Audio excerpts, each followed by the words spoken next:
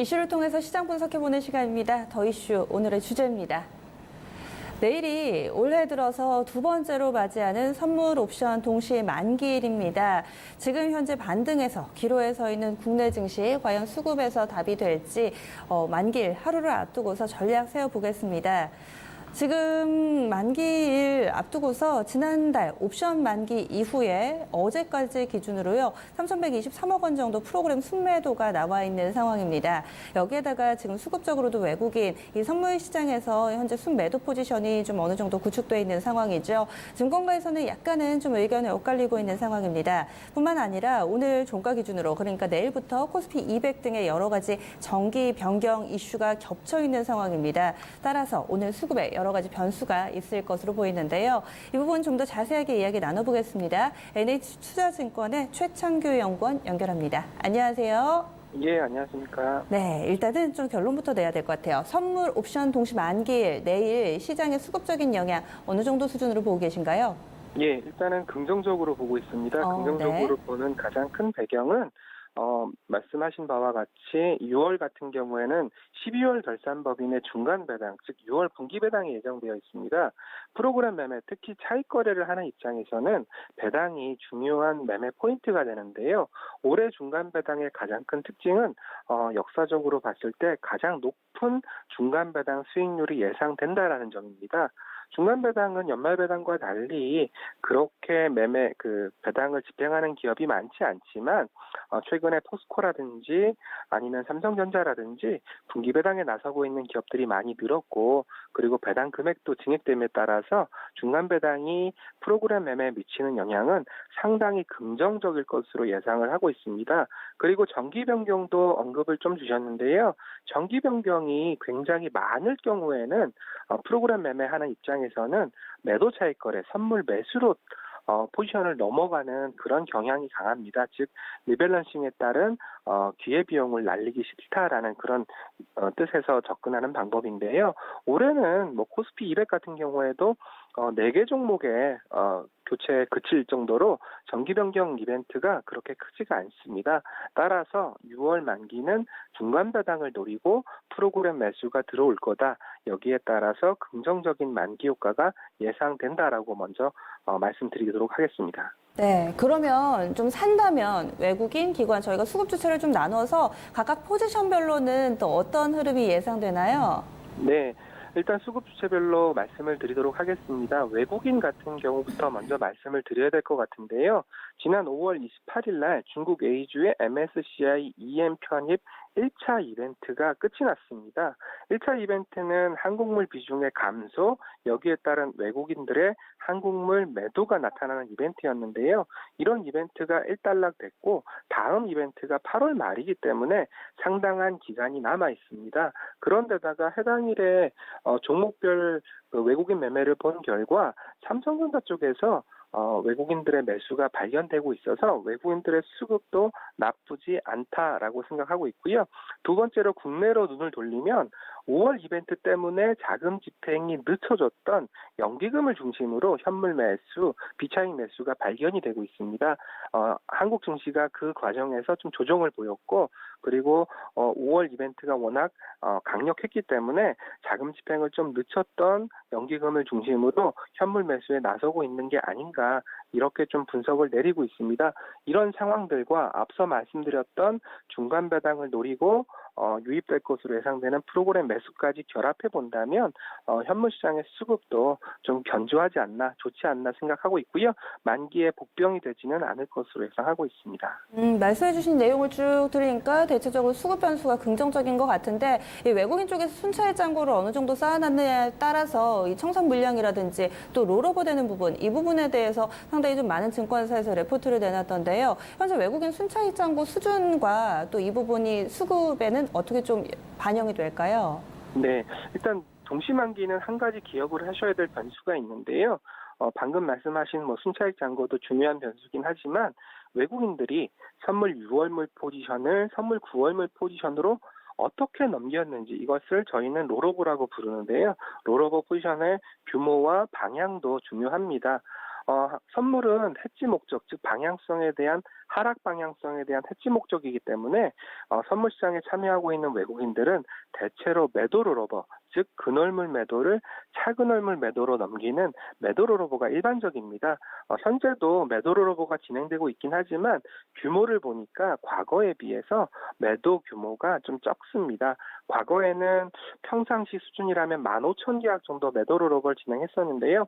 현재까지 13,000계약 매도롤오버에 그치고 있기 때문에 선물 시장 쪽에서 참여하고 있는 외국인들의 포지션은 경계라기보다는 그냥 중립적인 수준이다. 이렇게 해석을 하고 있습니다. 물론 내일 하루 만기일이 남아있기 때문에 추가적인 매도롤오버에 나설 수 있는 가능성도 있습니다. 그렇지만 현재까지 상황을 봤을 때에는 매도롤오버를 크게 늘리기보다는 현재 수준을 유지할 것으로 예상하고 있기 때문에 외국인들, 특히 선물 시장에 참여하고 있는 외국인들은 주가지수의 하락에 배팅한다기보다는 중립 또는 상승 쪽으로 포커스를 맞추고 있는 게 아닌가 이렇게 좀 해석을 하고 있고요. 그리고 마지막으로 외국인들의 순차익 잔고는 5월 28일 이후에 나타났던 베이시스의 급락으로 인해서 기존의 매수차익 잔고가 상당 부분 청산됐습니다. 그렇기 때문에 지금은 앞서 계속적으로 반복적으로 말씀드리고 있지만 중간 배당을 노리고 다시 한번 신규 매수차익 거래를 할 수 있는 상황이기 때문에 이 역시 시장에는 긍정적이다라고 판단하고 있습니다. 네, 알겠습니다. 쉽게 설명을 잘해주셨어요. 오늘 말씀 고맙습니다. 예, 감사합니다. 네, 내일 있을 만기일에 대해서 NH투자증권의 시각으로 살펴봤습니다. 여기서 가장 중점적으로 설명해 주셨던 부분이 중간 배당을 노린 수급이 좀 들어올 것이다. 그리고 결과적으로는 긍정적일 것이다. 이렇게 전망을 하고 있는데요. 그러면 조금 더 다양한 시각에서 그리고 투자자 관점에서 한기수 전문가와 함께 또 이야기를 나누겠습니다. 내일 전문가님 보시기에 동시 만기일 좀 변수가 있다면 어떤 부분 보고 계세요?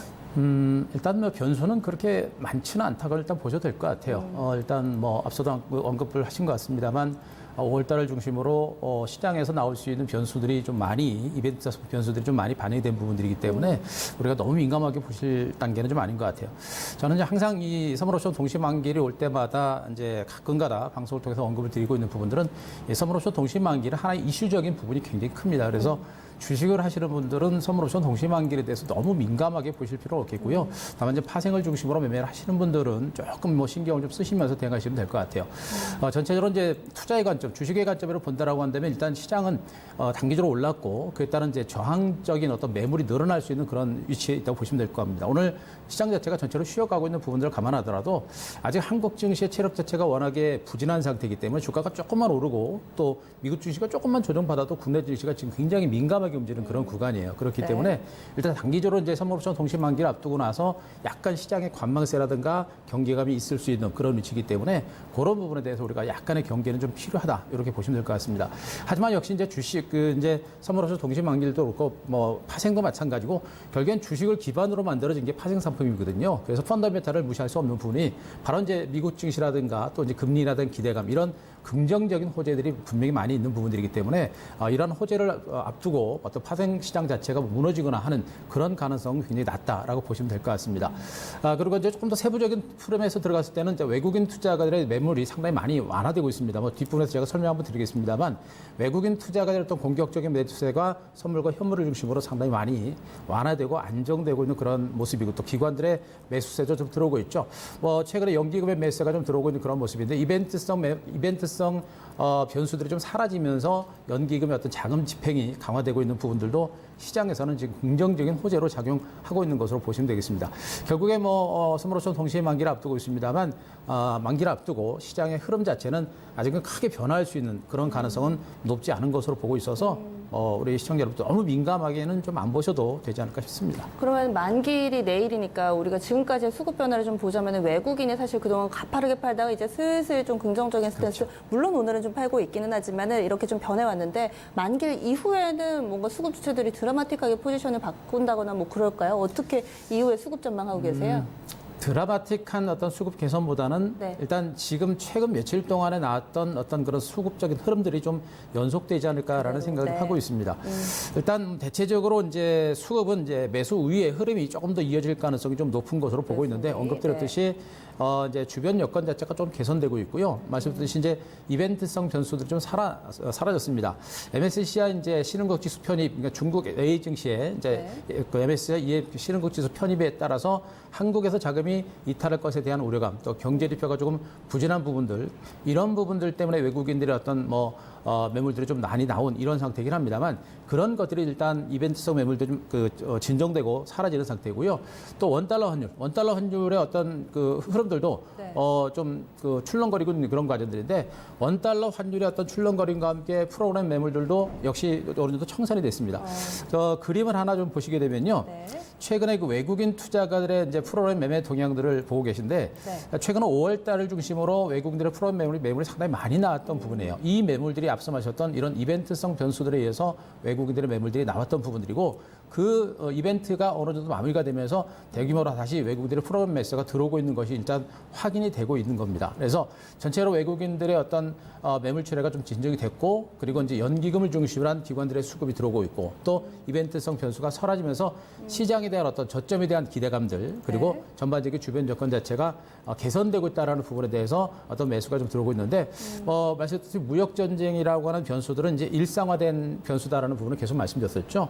이제 내성이 생겼고 애지간한 말로는 이제 시장 자체가 그렇게 너무 민감하게 보기에는 조금 쉽지 않은 그런 구간이에요. 그래서 이런 부분들도 아마 이 동시만기를 중심으로 해서 수급이 개선시킬 수 있는 어떤 호재로 둔갑할 수 있는 가능성도 좀 있는 부분이니까 말씀드렸듯이 선물 옵션 동시만기를 중심으로 시장의 어떤 흐름 자체 급격한 변화 가능성은 높지 않다고 봅니다. 네, 지금 저희 조금 전에 보여주셨던 표 좀 자세하게 볼게요. 네. 지금 5월 달에 팔았다라고 말씀해 주셨는데 아래쪽에 아마 시청자분들은 숫자가 잘 안 보이실 텐데 지금 파란색 물량이 집중적으로 나왔던 게 5월 달이었고 당시 시장 상황이 좀 지수가 많이 빠질 때 외국인 프로그램 물량이 출회되면서 빠졌던 거네요. 이때 환율 같은 경우도 급격하게 올랐던 그때 맞죠? 그렇죠, 맞습니다. 지금 앵커님께서 설명하셨듯이 그대로 그 흐름을 그대로 말씀하셨어요. 일단 주변 여건 자체가 좀 불안하다 보니까 외국인들의 어떤 자금이 빠져나간 것이고 그러면서 환율이 올라가는 이런 형태고 또 시장의 어떤 자금들 외국인들의 이제 매물 출회가 나오면서 프로그램 선물 매도가 나면서 프로그램 매물도 같이 나오고 이런 형태가 지금 나온 게 지금 하단에 있는 이제 파란색 그 봉 차트를 보시면 될 것 같고 자, 그 우측으로 이제 봉 차트가 이제 빨간색으로 전환하는 게 보이실 겁니다.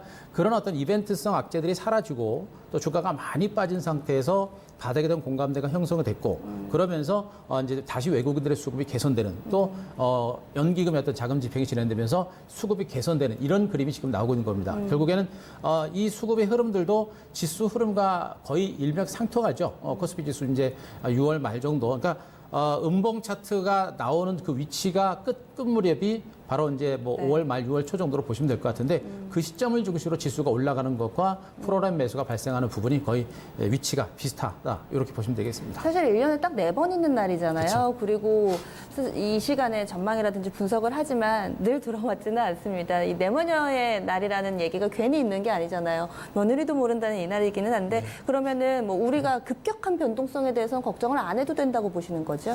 그렇죠. 급격한 변동성, 그러니까 말씀하셨듯이 선물옵션 동시만기일은 이제 거의 장중 내내 관망 분위기가 연출되다가 막판에 시세가 확 변하는 경우 굉장히 게다가 많거든요. 저는 약간 좀 신경이 쓰이는 게 앞서서 정기 변경 얘기해 주셨고 물론 이번에 맡기는 종목군들이 많지는 않다고 하지만은 내일 기준으로 해서 이 부분이 반영되게 되면 오늘 막판에 동시호가 때 가뜩이나 만기일이어서 수급이 꼬일 수가 있는데 이때 물량이 나오거나 들어오고 나면 후반에 변동성이 커질까 봐 그렇죠. 그 부분은 살짝 좀 신경 쓰이더라고요.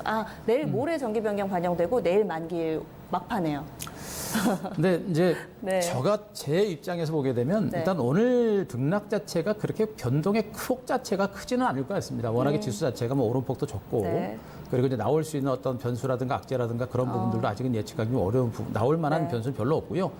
그렇기 때문에 장 막판에 지수가 등락폭이 20포인트, 30포인트 이상씩 이렇게 크게 나타나는 것은 예상하기 어렵고 등락이 나와봐야 0.1, 2%, 2, 3% 정도 그런 정도에서 어떤 등락이 마무리 될 가능성이 굉장히 큰 것으로 보고 있기 때문에 마녀가 심술이 어떻게 전개될지는 봐야 되겠습니다만 심술을 부리더라도 어떤 시장의 어떤 전체적인 흐름에 너무 큰 변화를 줄 정도는 네. 아직은 아니지 않느냐 이렇게 보고 있습니다. 그럼 만기일 전후의 전망도 뭐 크게 별 차이 없을 것이다 이렇게 저희가 그렇죠. 봐도 되는 거죠. 아까도 말씀드렸지만 지금 이제 선물옵션 동시 만기일 때마다 우리가 너무 민감하게 무서워할 필요는 없다라고 제가 말씀드리고 있고 네. 어차피 주식을 하시는 분들은 뭐 초단 다 트레이딩하는 분들 아니다라고 한다면 투자의 관점으로 본다면 선물옵션 동시 만기는 많이 신경은 안 쓰셔도 될 것 같고요. 또 네.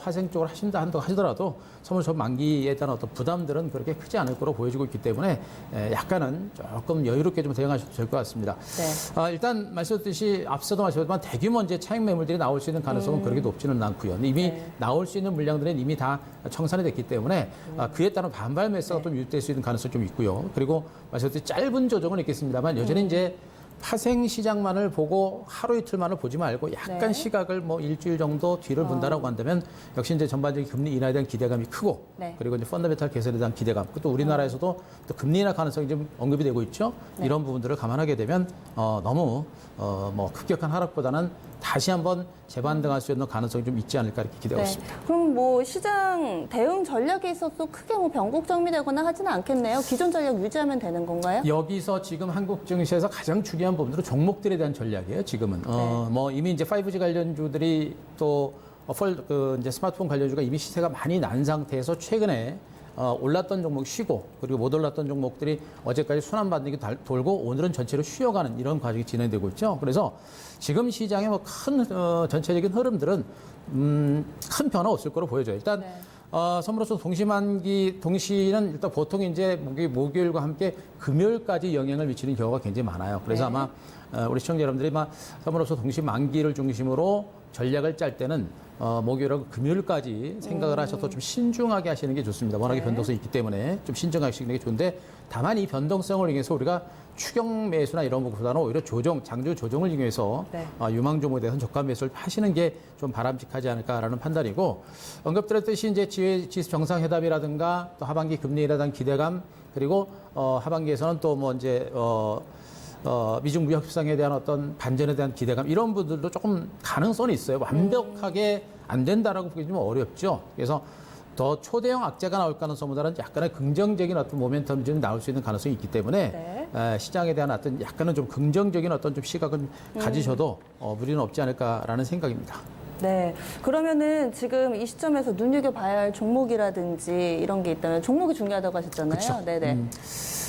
지수보다는 종목입니다. 어쨌든 간에 지수는 이제 바닥을 찍고 이제 고개를 들고 있는 과정들인데 현재 지수의 상승폭이 얼마만큼 더 갈 것인가도 일단 중요하겠습니다만 일단 추세적인 반등은 좀 더 이어진다. 그러니까 지수가 올라가게 되면 거래소 시장의 대형주들도 일단 따라 움직일 거고요. 대형주들이 움직이게 되면 이제 그동안 강세를 보였던 뭐 5G라든가 또 폴더폰이라든가 네. 또 OLED라든가 이런 IT 종목군들의 어떤 동반 반등 장세가 좀 더 나올 수 있기 때문에 거래소 시장 종목을 보시면서 네. 코스닥 종목의 어떤 동반 상승도 생각하시기 바라고 지금은 지수가 완만하게 오르는 장세이기 네. 때문에 가는 종목이 또 움직이는 종목이 더 가요. 그러니까 지금 거래소 시장의 종목군들 중에 LG전자 같은 종목들이 어제 이제 네. 부유공 급등이 선전 나왔죠. 소식 때문에 많이 올랐는데 어제는 뉴스에 의해서 올랐습니다만 실질적으로 펀더멘탈 자체가 좋아지고 있는 종목이에요. 그런 종목들 이렇게 살아나는 종목이 지수가 상승하는 장세에서 올라갈 수 있습니다. 그래서 지금 코스닥 종목들이 뭐 강세가 나오고 있어서 코스닥 쫓아가야 돼 말아야 돼 고민하시는 분들 또 나는 대형주만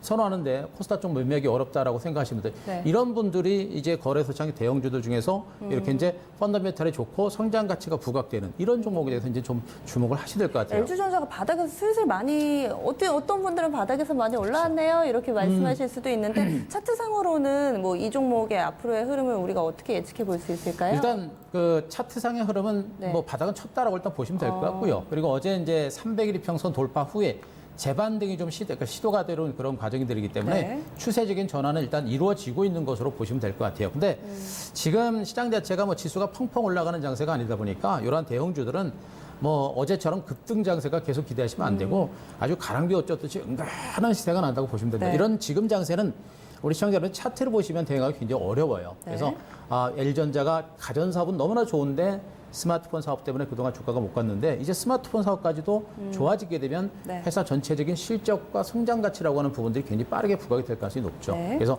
이런 종목군들이 이제 움직일 수 있는 가능성이 높고요. 또 LG전자를 선두로 해서 삼성 SDI 같은 종목들도 지금 이제 박스권 상단까지 지금 올라와 있죠. 근데 요즘에 이쪽은 ESS 이슈 때문에 그렇죠. 사실 단기적으로는 조금은 투자 심리가 그런데 성장성 보고 계속 가도 된다라고 판단하시는 거죠. ESS라는 부분들은 일단 지금은 이제 봉합 단계죠. 이제 사건이 터진 거는 한참 전이고 그것이 이제 봉합 단계고 해결되는 과정이기 때문에 오히려 네. 이제 악재가 해소가 될 수 있는 그런 위치라고 보시면 돼요.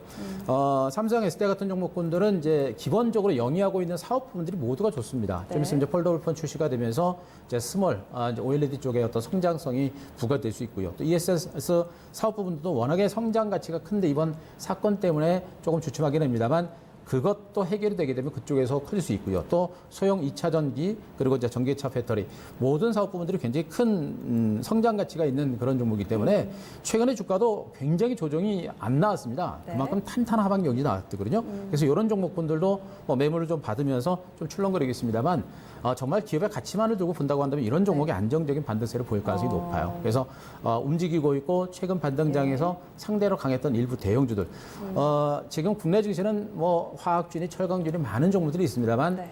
가장 강력한 경쟁력을 가진 몇 개 종목만 장세를 주도할 가능성이 높죠. 그러니까 2017년에 삼성전자 등 일부 대형 IT 종목이 장세를 이끌었듯이 이번에도 일부 IT 종목들이 아마 장세를 좀 이끌 가능성이 높기 때문에 대형주라서 많이 들어가지 마시고요. 마시었던 일부 핵심적인 종목들만 중심으로 보시는 게 좋을 것 같습니다. 알겠습니다. 오늘 자세한 말씀 고맙습니다.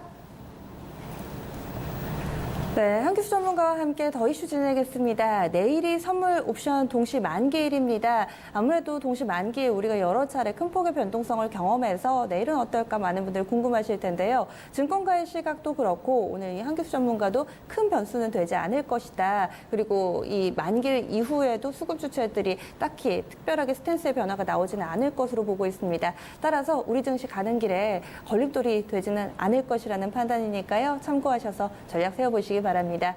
저희 마켓동 일부 진행하는 동안에 중국에서 물가 지표 나왔습니다. 이 내용 좀 점검을 해드리죠. 10시 30분 구간 기준이었고요. 중국 쪽에서의 이 5월 소비자 물가 지수가 2.7% 전년 동기 대비했을 때 2.7% 상승했다고 이 중국의 국가통계국이 밝혔습니다. 시장 예상 수치에 부합하는 정도였고요. 그리고 생산자 물가 지수는 상승률이 지금 보시면은 0.6% 정도 상승을 했네요. 역시나 마찬가지로 시장 예상치에 부합하는 정도로 나왔습니다. 지금 소비자 물가지수 같은 경우는요, 지난해 2월 이후에 가장 높은 수준을 기록했습니다. 이 정도 내용 좀 전달해 드리면 될 것 같고요. 그리고 증시, 아시아 증시 상황도 좀 보죠. 현재 중국 증시 같은 경우는 어제 워낙에 또 급격한 상승 움직임을 나타내서 그런지 오늘 장에서는 숨고르기 보여주고 있습니다. 상해 종합지수가 0.38% 정도 하락하면서 2,915포인트 구간 나타내고 있습니다. 오늘 장에 마이너스권으로 출발해서 계속해서 개장한 이후에 현재 한 30분 정도 지났는데요. 약보합권 기록하고 있습니다. 그리고 일본 증시도 보겠습니다. 간밤에 미국 증시가 뭐 보합권 정도의 움직임이어서요. 오늘 아시아 증시도 출렁거림이 크지 않죠. 니케이 225 지수 0.05%가량 상승하면서 21,204포인트 구간 지나가고 있습니다. 지금 말씀드린 사이에 또 살짝 파란불로 전환이 되는데요. 왔다 갔다 합니다. 오늘은 전반적으로 아시아 증시 잠잠하네요. 국내 증시에서는 코스닥 낙폭이 어느새 1% 가깝게 커졌습니다. 그럼 잠시 후 2부에서 뵙겠습니다.